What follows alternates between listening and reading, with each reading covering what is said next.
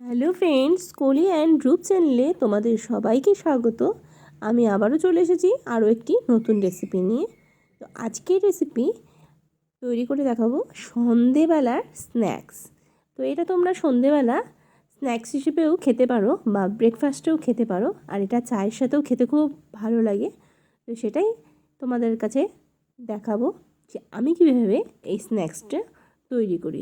চলো দেখে নেওয়া যাক।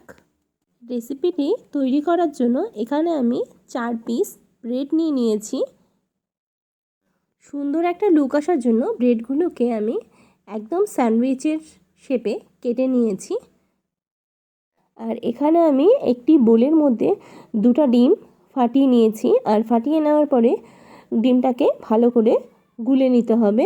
তো এখানে আমার গুলে নেওয়া হয়ে গেছে। গুলে নেওয়ার পর এর মধ্যে এখন আমি দিয়ে দেব পরিমাণ মতো নুন। এখন এর মধ্যে দিয়ে দিচ্ছি পেঁয়াজ কুচি। একটা ছোটো সাইজের পেঁয়াজ এখানে আমি কুচি করে দিয়েছি।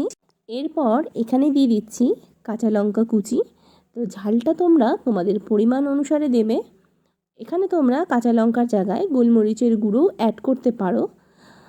তো গোলমরিচের গুঁড়ো থেকে কাঁচা লঙ্কার গন্ধটা খুব ভালো আসে, সেজন্য আমি এখানে কাঁচা লঙ্কার কুচিটাই অ্যাড করছি।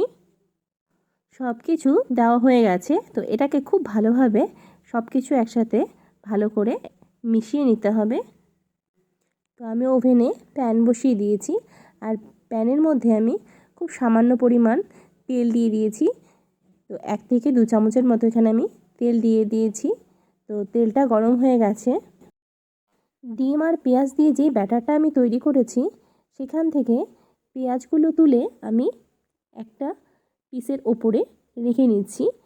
এরকম রেখে আরেকটা পিস দিয়ে এটাকে চাপা দিয়ে এবার ডিমের মধ্যে একটু ভিজিয়ে নেব। চারিপাশটা খুব ভালোভাবে ভিজিয়ে নিতে হবে। তো আমার ভেজানো হয়ে গেছে এটা। এরপর এটাকে আমি তেলের মধ্যে দিয়ে দিয়েছি। এখন এটাকে লো ফ্লেমে ভেজে নিতে হবে।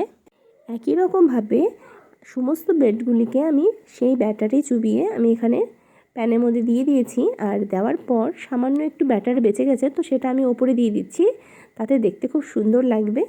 তো দেওয়া হয়ে গেছে। এখন এটাকে লো ফ্লেমে আস্তে আস্তে ভেজে নেব। ব্রেডের একটা পাশ ভাজা হয়ে গেছে।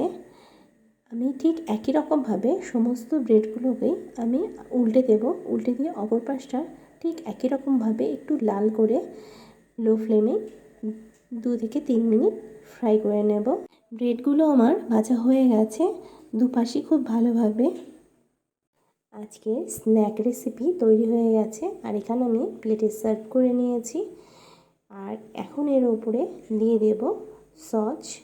তো যে পরিমাণ তোমরা পছন্দ করো সেই পরিমাণে সস দিয়ে নেবে উপর দিয়ে। তো সস দেওয়া আমার হয়ে গেছে। এরপর এর উপর দিয়ে দিচ্ছি আমি সামান্য পরিমাণ চাট মশলা, তাতে এর স্বাদটা আরও দ্বিগুণ হয়ে যাবে।